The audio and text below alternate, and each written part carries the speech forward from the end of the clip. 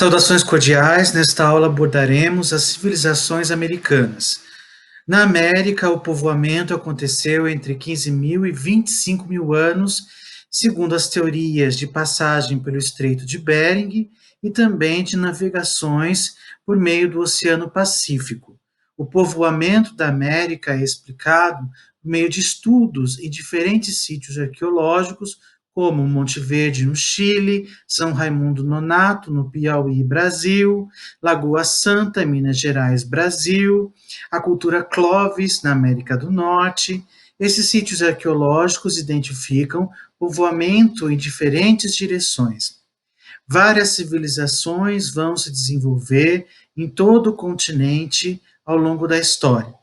Essas civilizações vão influenciar as seguintes, e os povos vão manter relações de amizade e de guerra entre si. Uma cultura influenciará a outra. Quando os europeus chegam à América no século XV, eles encontram civilizações em algumas áreas que já dominam a metalurgia, no caso, os astecas, os incas, e em outras, povos seminômades, povos sedentários, que ainda não têm o domínio da metalurgia. No caso do Brasil, os portugueses encontrarão povos que produzem cerâmica, que sabem dominar determinadas plantas com relação ao plantio, caça, coleta, mas ainda não havia a metalurgia em desenvolvimento. São civilizações diferentes, não podemos dizer que uma civilização é melhor que a outra, isso não é mais aceitável. As civilizações são diferentes, diversas, porque têm histórias diferentes. Nas civilizações americanas, nós destacamos principalmente, quando estudamos no ensino médio, as civilizações da área da Mesoamérica, que é a região da América Central, mais parte do México, e a área dos Andes, a área andina, onde hoje estão países como Chile, Peru, Bolívia, entre outros. Destaquemos, então, as três maiores civilizações em número de população e de criação de cidades que os europeus encontraram quando vieram colonizar a América. Entre as civilizações americanas, nós podemos destacar estas com grupos linguísticos que já existiam no século XV. Onde hoje são os Estados Unidos, tivemos uma colonização das 13 colônias por ingleses. Depois, na região que hoje é o Canadá e oeste dos Estados Unidos, se destacavam os Sioux, né, os Apaches. Na região do México, os Aztecas. Na região da Guatemala, os Maias. Na região sul, nós tínhamos a presença dos Incas. No Brasil, diversos povos indígenas que tinham línguas que vieram de grupos em comum, como os povos indígenas do grupo linguístico G, os povos indígenas do grupo linguístico Tupi, os povos indígenas Guarani, são os que podemos destacar agora. Na Mesoamérica, os maias, quando os europeus chegaram, já estavam em processo de guerras e de extinção da população. Eu digo de degradação, de morte de grande parte dos integrantes da civilização maia. Há várias hipóteses para explicar o porquê os maias estavam em decadência naquele período. Dentre elas, as guerras, as secas, que promoveram fomes, que promoveram, então, a morte de muitas pessoas. Os maias tiveram destaque em construções nas regiões da Guatemala, Honduras e a península de Yucatán, onde hoje é o sul do México. Existiam aproximadamente 4 milhões de habitantes e eles tinham uma economia agrícola, plantavam principalmente milho, feijão e tubérculos. Suas técnicas de irrigação eram muito avançadas e faziam comércio com povos vizinhos, bem como guerras com povos vizinhos. Eram politeístas, faziam observação dos astros. Vocês podem observar aí ao lado uma construção que é um observatório astronômico na cidade de Chichen Itza, que hoje é considerado patrimônio da humanidade. Então, eles tinham estudos dos astros, técnicas agrícolas desenvolvidas, e as suas construções eram muito altas. Destacam-se as pirâmides em formato trapezoidal. Observem esta imagem que mostra a pirâmide de Chichen Itza, no México, que foi erguida entre 600 e 800. Ela ainda é estudada pelos arqueólogos e ela servia como altar. Os maias faziam sacrifícios aos seus deuses. No topo, o altar onde ficava o sacerdote e o rei maia. Na parte externa, uma grande escadaria com esculturas, o revestimento todo de pedra polida, né? O acesso por degraus para até o topo da pirâmide, uma base quadrada ou retangular. O cinema já buscou retratar a civilização maia no filme Apocalipse, dirigido por Mel Gibson, onde há uma abordagem do sacrifício maia de guerreiros inimigos que são presos e escravizados. Essa civilização, com um rei extremamente forte, com pirâmides grandes, sacerdotes, camponeses, uma sociedade organizada e muito poderosa, controlava a região. Nós temos aqui códices. Códices são essas ilustrações produzidas por indígenas e também depois por conquistadores e indígenas que aprenderam espanhol, que trazem desenhos, que são ilustrações, que destacam o cotidiano, as crenças do povo. Os maias acreditavam em deuses, como deuses relacionados à serpente, e tinham a crença de que esses deuses castigariam a humanidade caso eles não recebessem os sacrifícios.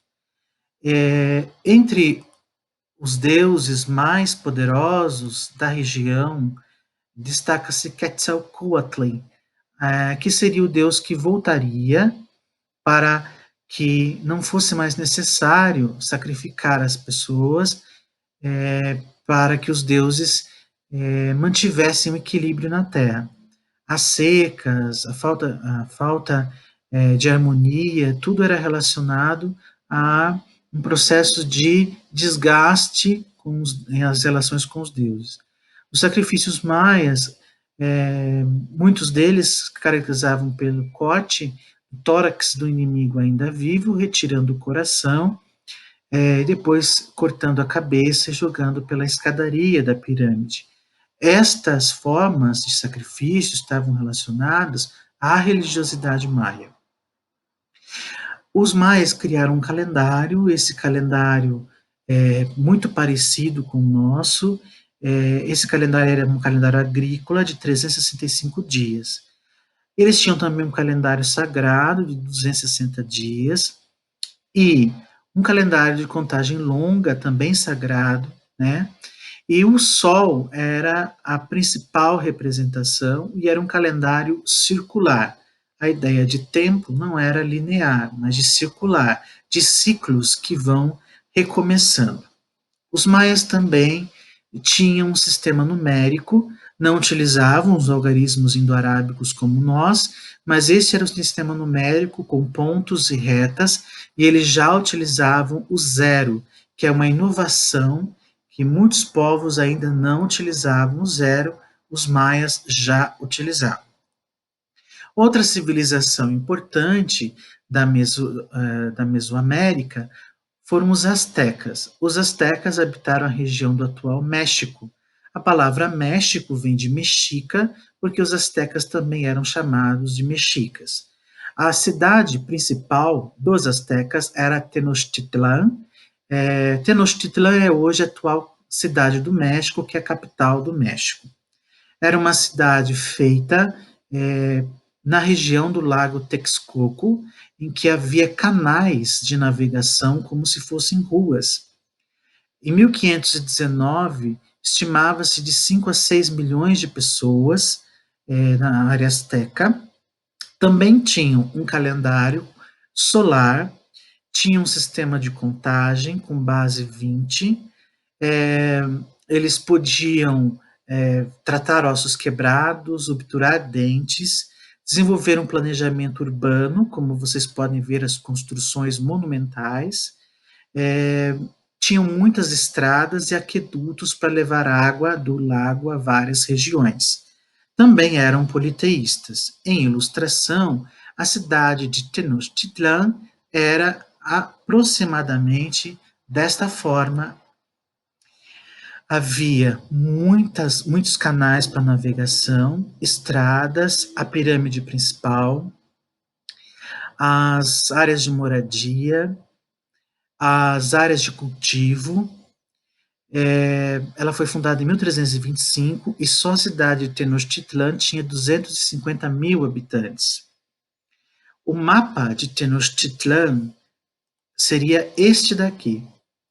Vocês podem ver, tudo que está em azul representa a água do lago Texcoco. Então, Tenochtitlan foi feita praticamente sob o lago Texcoco, aproveitando os canais de irrigação e fazendo plantios no lago Texcoco. Depois, os espanhóis vão soterrar a maior parte da região do lago Texcoco. Tanto é que hoje a cidade do México tem problemas de desnivelamento, porque todo o lago foi soterrado e algumas áreas estão desvelando, estão entrando em desnível por causa do maltratamento da água e do soterramento. Para plantar, eles tinham uma técnica conhecida como tinampas. O que eram as tinampas?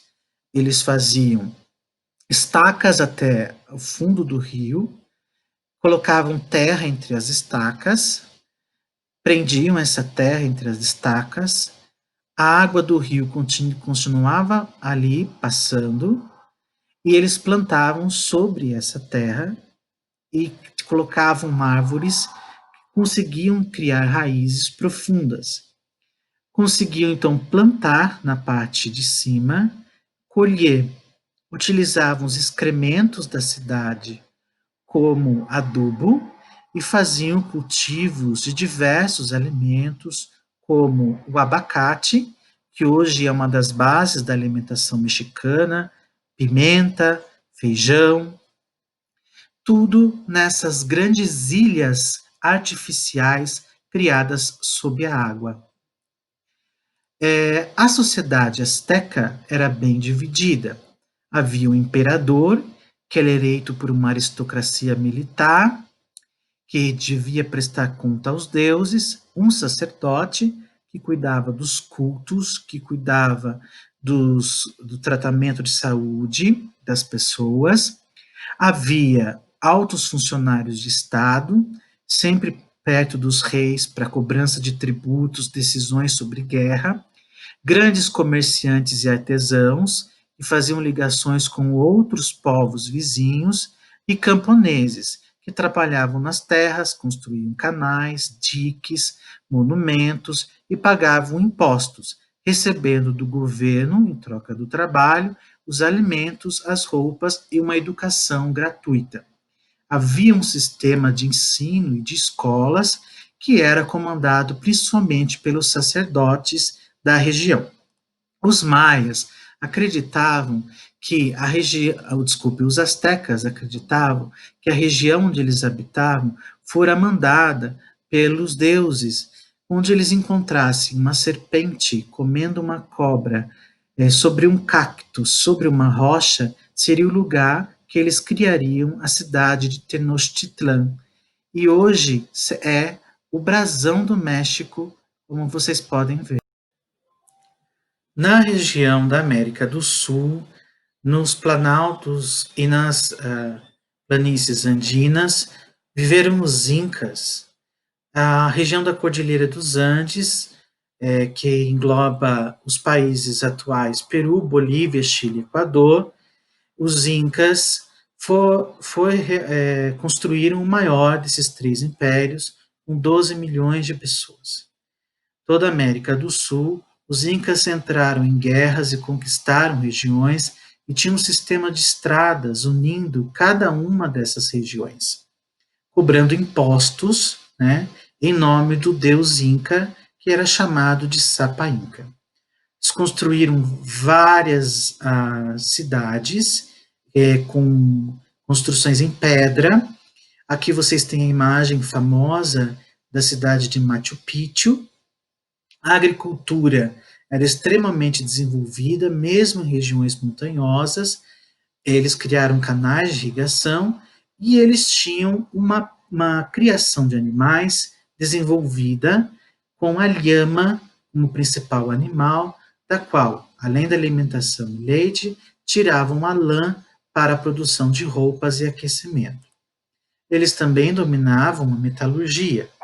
Aqui vocês têm um exemplo que é um objeto Inca em ouro, completamente em ouro, que servia de corte para rituais, e hoje, aqui nessa fotografia da população de Cusco, vocês podem notar a influência das cores, das roupas, dos adornos de cabeça que a população Inca usava e que até hoje são utilizados como referência pela população local. Os Incas também faziam uma adoração ao deus Sol e tinham um sistema complexo de contagem que era feito por nós em cordas chamados quipus.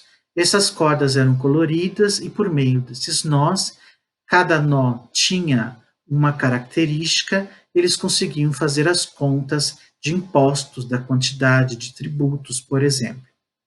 Havia profissionais específicos para a cobrança de impostos, sacerdotes, guerreiros, uma sociedade extremamente organizada, também com uma base de camponeses.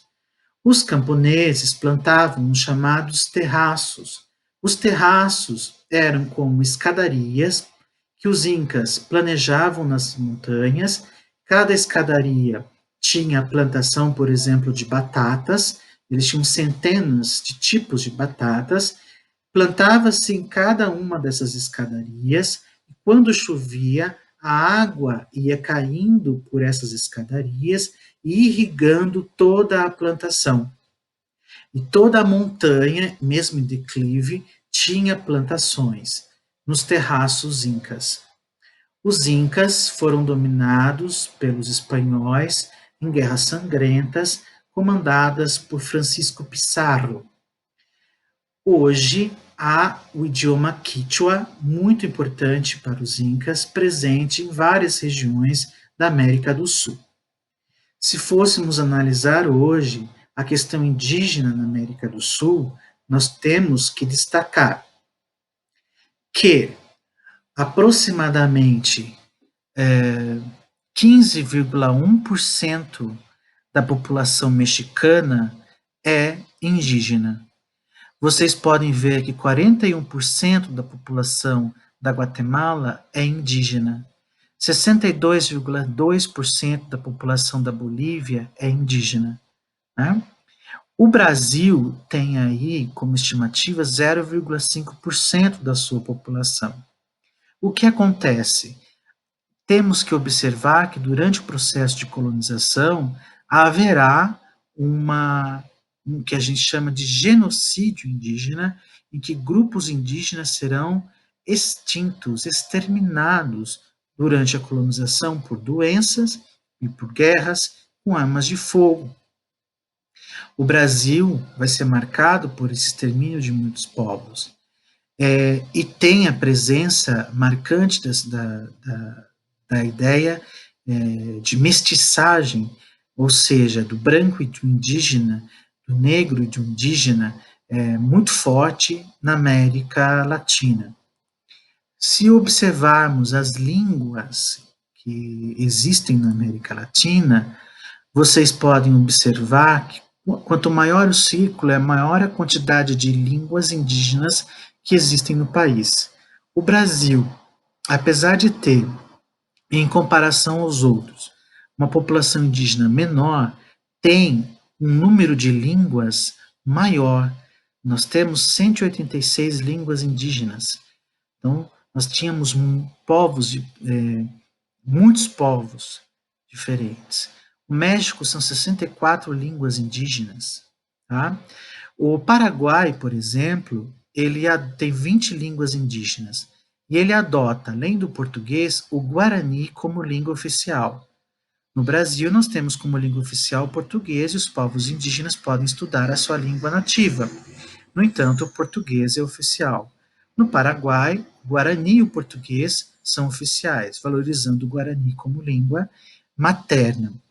A Argentina tem 15 línguas indígenas, a Bolívia tem 33 línguas indígenas, né? E podemos destacar também os patrimônios da humanidade que são preservados e foram elencados pela Unesco relacionados a essas civilizações, como Cusco, na região dos Incas, que depois vai se tornar um centro de espanhol da colonização, as ruínas de Copán, dos Maias, e também dos Maias, Chichen Itza, com as pirâmides trapezoidais.